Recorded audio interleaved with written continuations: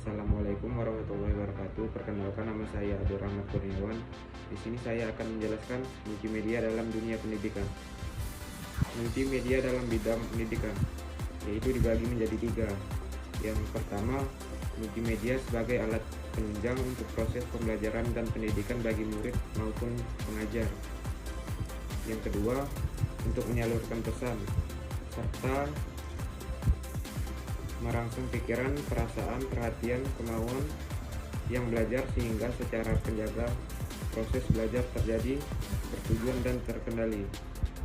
Yang ketiga, penelitian yang dilakukan oleh Franz M. Dwyer.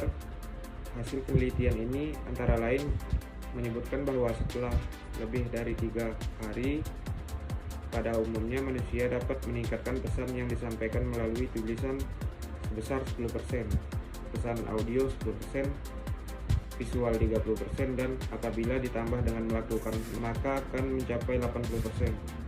Manfaat penggunaan multimedia pembelajaran itu dibagi 4. Yang pertama, menciptakan suasana interaktif pada siswa. Yang kedua, meningkatkan kualitas belajar. Yang ketiga, meningkatkan daya tarik kemauan. Yang keempat, proses pemahaman serta dalam materi menjadi secara cepat dan efektif. Faktor-faktor keunggulan multimedia sebagai alat pembelajaran yaitu dibagi 3. Yang pertama, dapat menampilkan secara visual baik dalam bentuk gambar, animasi, sebuah zat atau objek sangat kecil dan tidak dimungkinkan dilihat dengan mata. Yang kedua, dapat menyajikan benda atau peristiwa yang kompleks. Yang ketiga, dapat menyajikan bentuk animasi dan simulasi benda atau peristiwa yang berbahaya. Karakteristik dan fungsi multimedia pembelajaran. Karakteristik dibagi menjadi 3. Yang pertama, memiliki lebih dari satu elemen multimedia yang konvergen. Yang kedua, bersifat interaktif.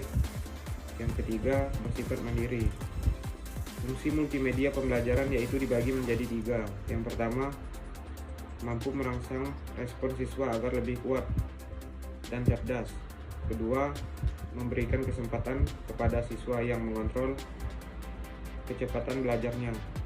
Yang ketiga, memberikan kesempatan pada siswa untuk memberikan respon baik berupa jawaban, pilihan, keputusan, percobaan, dan lain-lain.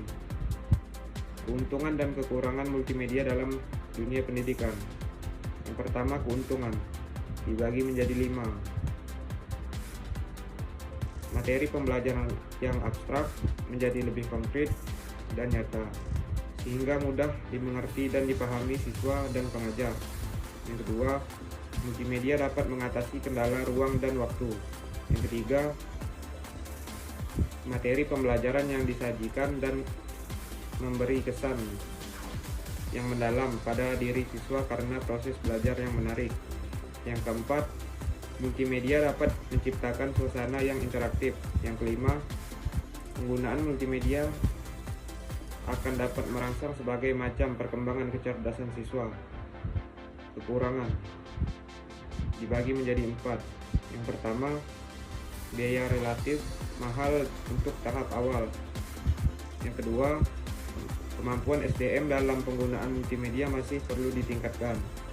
Yang ketiga, belum memadai pelatihan dari pemerintah. Yang keempat, belum memadai infrastruktur untuk daerah tertentu. Yang terakhir, kesimpulan. Sistem pembelajaran tidak harus dilakukan secara konvensional, akan tetapi dilakukan dengan cara yang lebih modern, efisien, dan juga efektif. Dengan berkembangnya teknologi komunikasi dan informasi memberikan dampak positif bagi dunia pendidikan.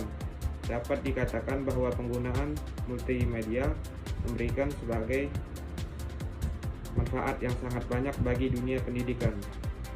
Sekian yang bisa saya sampaikan. Terima kasih.